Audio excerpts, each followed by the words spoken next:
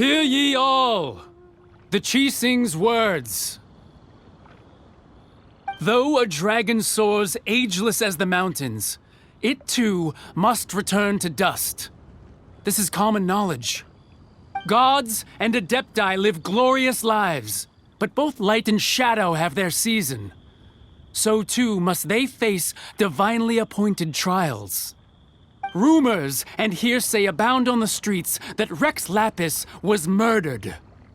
Now, let the truth be revealed. Having been thwarted in his trial, Rex Lapis's soul has recouped the celestial heights. He beseeches the people of Liyue to grieve not and to let not their hearts be saddened. Nor are they to believe street-born rumors or indulge in baseless speculation.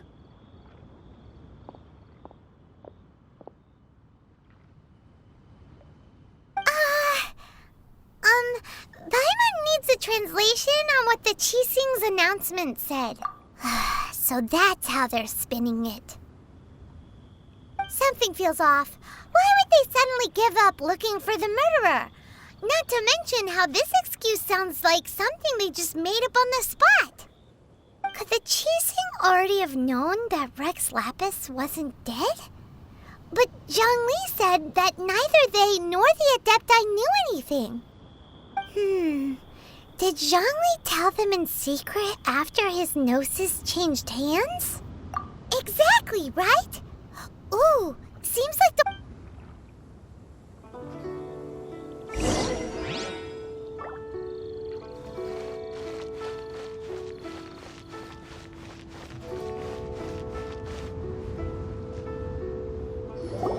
Look, it's Ningguang and Keqing. Are they saying something? Are their speeches over? As said previously, Rex Lapis's soul returning to the heavens is the end of the contract. And it is also the end of an era. 3,700 years of contracts burnt and reduced to ash. We, the people of Liyue, were indeed prosperous. But blinded by our prosperity, we forgot that time can be pitiless. The long, unending dream of our Archon walking among us. Now that we have awoken from our dream, we must learn to say farewell. Will you stand with us as we re-establish our contracts? As we build a new age of prosperity? So concludes the words of Her Eminence the Tianquan. Does Her Eminence the Yuheng have anything to add?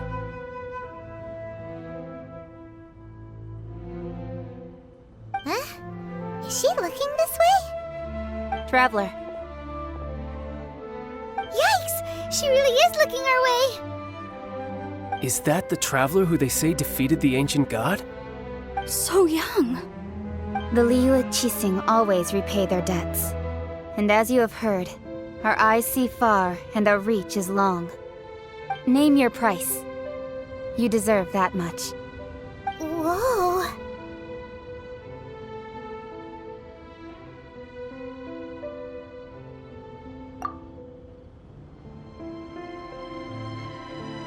Well, could you help me put up some missing person posters?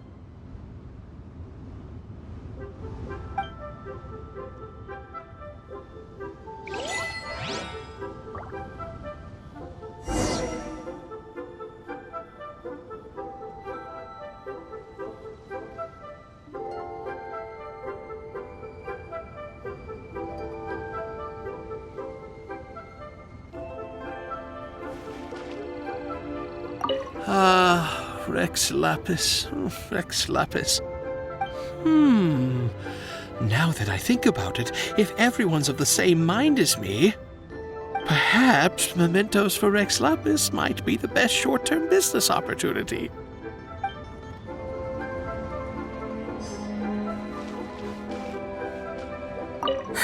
And to think I'd put my best perfume on before coming here, thinking you'd like it. But it seems as if those perfumes really were meant to be offered to Rex Lapis. Well, that's fine. Suffer no rivals in love, they say. And that's 3 gone in 1 stroke.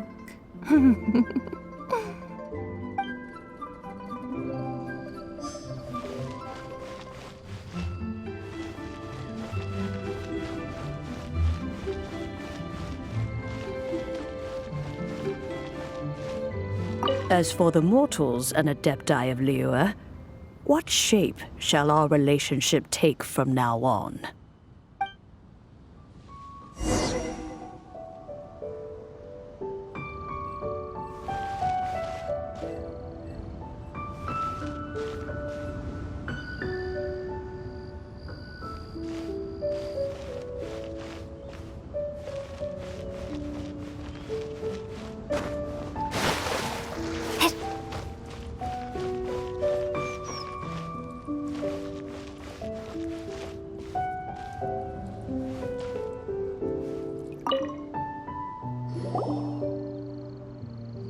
Hey, Zhongli!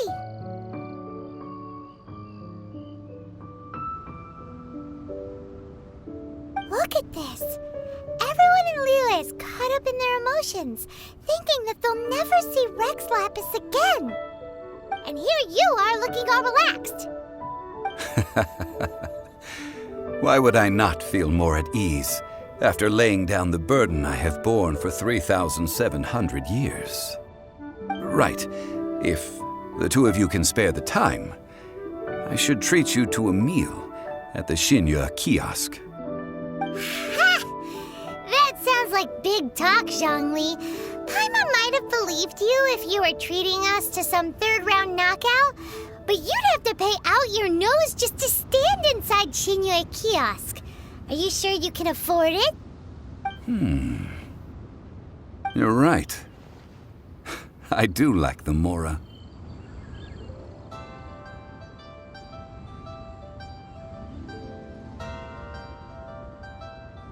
But why would Morax lack Mora?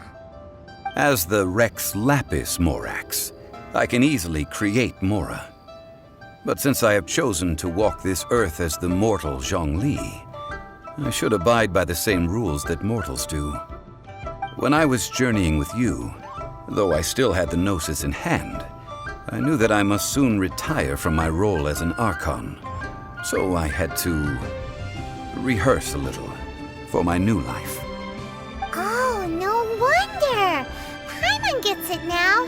You didn't look at the price tags when we were spending because you've never had to.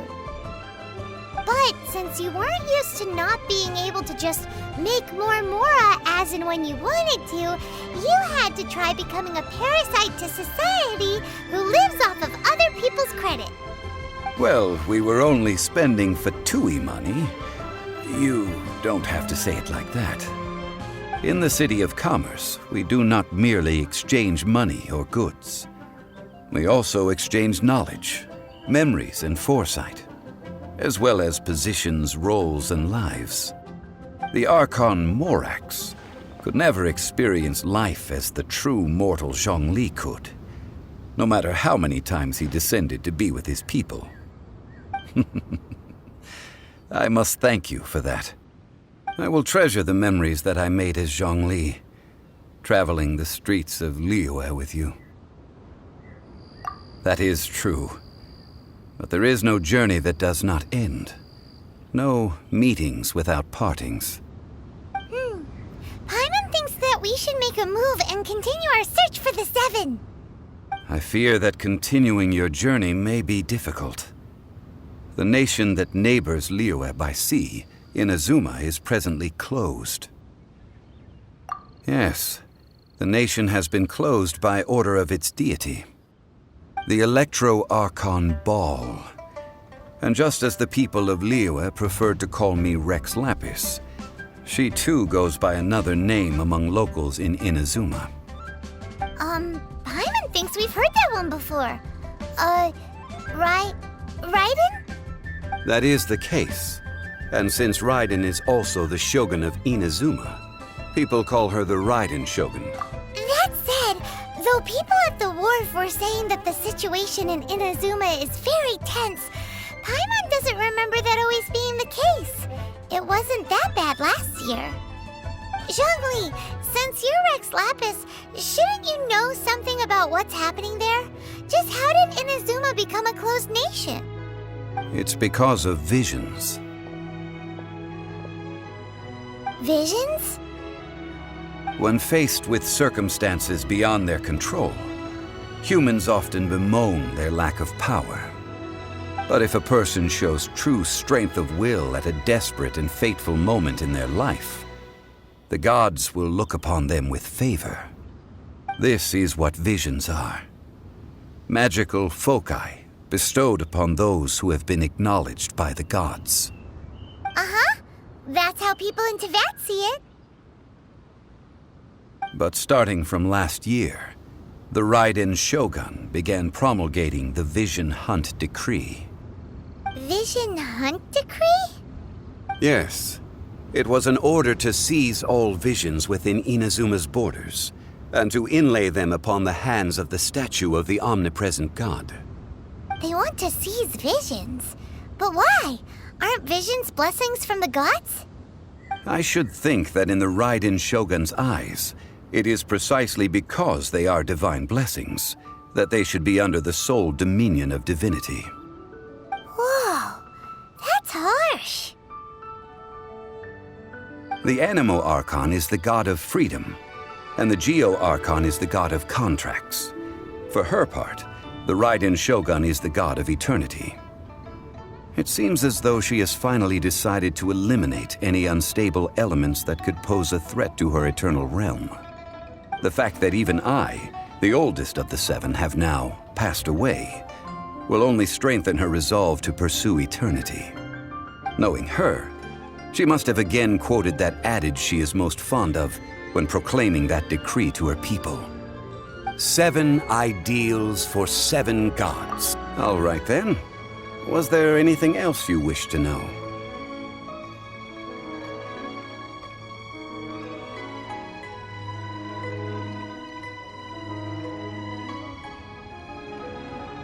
That's right.